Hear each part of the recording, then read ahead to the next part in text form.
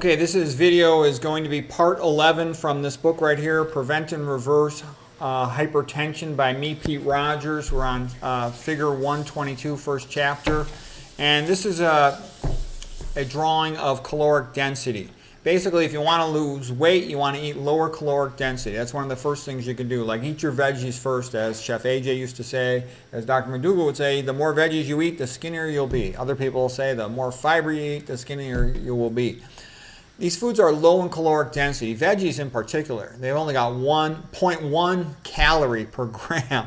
Okay, so what that means is it stretches your stomach, and that causes early satisfaction of hunger. You can't eat more than 50% veggies or you'll get sick, but you can eat a lot of veggies. I mean, McDougall would usually tell people just eat 90% starch, 5% veggies, 5% fruits. And a lot of his patients were older and they were sick. That was just a way to get better fast before you and then spend more time learning about it. But that would be what he'd usually recommend. I'll probably eat more in the ballpark of about 60% of calories from starch and about 35% of calories from fruits and 5% from veggies. Okay. If you're trying to lose weight, though, up the veggies. And Chef AJ would emphasize, start by eating your veggies. That'll help you to stretch your stomach with very few calories, get early satisfaction of hunger. Okay. And if you don't eat the veggies first, you'll have a tendency at the end of the meal to just eat a little bit of veggies and you've already stuffed yourself. And much better to start with the veggies if you're trying to lose weight. Okay, the worst food is the oil. Oil is the highest caloric density of all foods. Okay, it's at 9 calories per gram. That's why I think all these suggestions of, eating olive oil or drinking olive oil are frankly idiotic, okay? There's a lot of money in it, okay? When something is a big profit, there's some people who are literally being paid over $1 million a year to promote olive oil. And think about it, if you're a food company, you pay some well-known physician, get them onto the right committees, they can get your olive oil or whatever else, whatever food, whatever corporate product you want approved. Okay, that's why you got all these people on the internet saying, oh, coffee is good for you. Yeah, right. It's all nonsense, okay? Anyway, so oil is the absolute worst. Nuts and seeds are quite bad, though. I want you to see this. Look at this. 6 calories per gram. That is really high caloric density. Nuts and seeds are in the ballpark 70 to 90% of calories from fat. You don't want that. Okay, what about meats? Meats and sweets, they tend to be about 4 calories per gram. So, pure sugar is in the ballpark of pure carbohydrate, about 4 calories per gram. The meat got a lot of fat in it. It's going to be in the ballpark of 4 calories per gram. When you talk about a starch is much lower caloric density. It's only 25% of the caloric density at 1 calories per gram. And the reason is because it's all that fiber. Starch is like a polymer of glucose wrapped in fiber. And all that fiber makes it much lower in caloric density, and that also stretches the stomach, providing early satisfaction of hunger. Okay? So the classic, starches are things like rice, beans, potatoes, sweet potatoes, quinoa, oatmeal, whole grains. Okay, fruits are similar. Fruits are also in the ballpark of being about 1 calorie per gram. So that's good to know if you want to lose weight. And the fruits are loaded with potassium. Starches are good for potassium. Fruits are loaded with potassium. So you're going to have a high K factor, meaning a high ratio of potassium to sodium, and that also helps you to lose weight. Okay? And processed foods are a disaster. I talked about processed foods. Why are processed foods so bad? Remember how we spoke about where are ions located? You have to know this. If you remember this, it's going to help you all the rest of your life to understand tons of things. Think of the ocean as the extracellular space. God invented life in the ocean, in the saltwater ocean. So the water itself is high in salt, sodium chloride. Remember the sodium is high.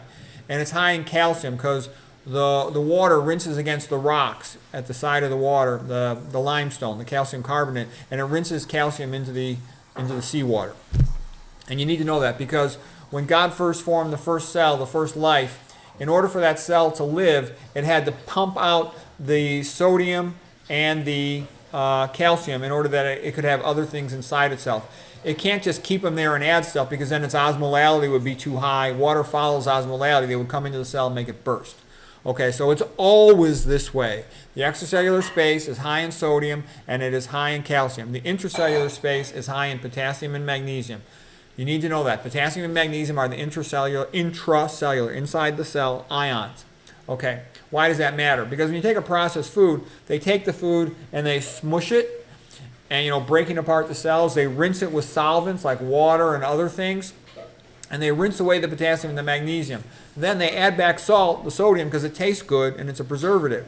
So that's why processed foods, they're always going to be high, almost always going to be high in sodium and very, very low in potassium and magnesium. And that's like a perfect recipe for hypertension. They have a below 1 K factor quite often, okay? You want these high K factors. Fruits, they got K factors 100 to 400, okay? Starches 20 to 100, they're high, the K factors, and that prevents hypertension, okay?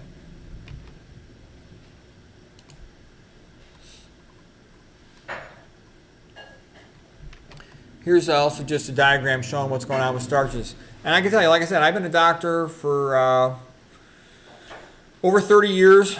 I'm board certified in 3 fields. The most important thing I ever learned in all these years, over 30 years of studying health and medicine, is that humans should eat starch. And the reason I say that is McDougall figured this out, and that's why he's the greatest doctor of all time. If you just eat the starches, he said, eat 90% of your calories from starch. You don't have to know anything else. Just eat 90% of your calories from starch, and then give 5% for fruits and veggies. Just do that, and you'll avoid almost all the chronic diseases. And then they'll say, well, why so much starch? Why do you make it that way? Why not 90% fruits? McDougall will tell you just because there's no fruitarian populations in the wild. He says all these traditional populations, they ate about that. They ate about 90% starch, 5% fruits, and 5% veggies. In that ballpark. He says they were all predominantly starch-based populations. In the wild, people do eat a little bit of meat, and that would help you get some B12. Most Americans, though, and Western world people, they ate more of these high-fat diets, standard American diets, high-fat Western Mediterranean diets and whatnot. And so they've got to detox themselves, in a sense, from all the fat in their bodies, the atherosclerosis, the diabetes, the hypertension, the obesity.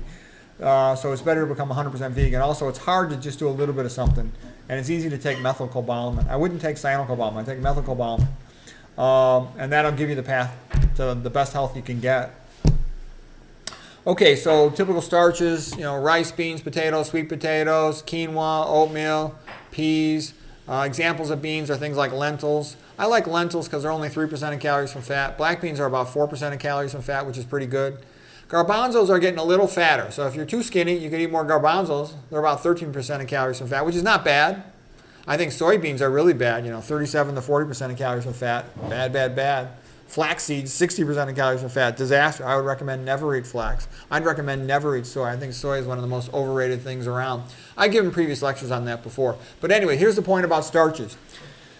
They're very low caloric density, only 1 calorie per gram. They're primarily, a polymer glucose wrapped in fiber. It takes time for the intestinal enzymes to peel the fiber away from the glucose, so you get this slow absorption of glucose into the blood.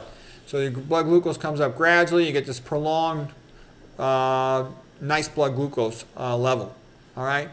If you eat simple sugars, you have a tendency to spike your blood glucose too rapidly. The pancreas tends to overcompensate, release too much insulin, drive your blood glucose down too rapidly. And then you feel lousy, you get this sudden rebound hypoglycemia. Hypo means low, so hypoglycemia means too low of a blood sugar.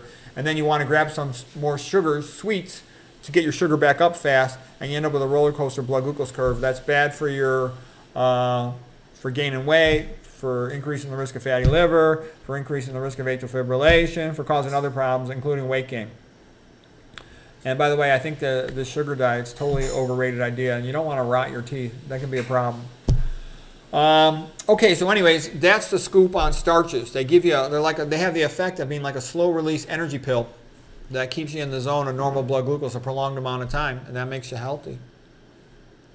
Okay, and that'll be it for today in this lecture from the book Prevent and Reverse Hypertension. Hope you found that helpful.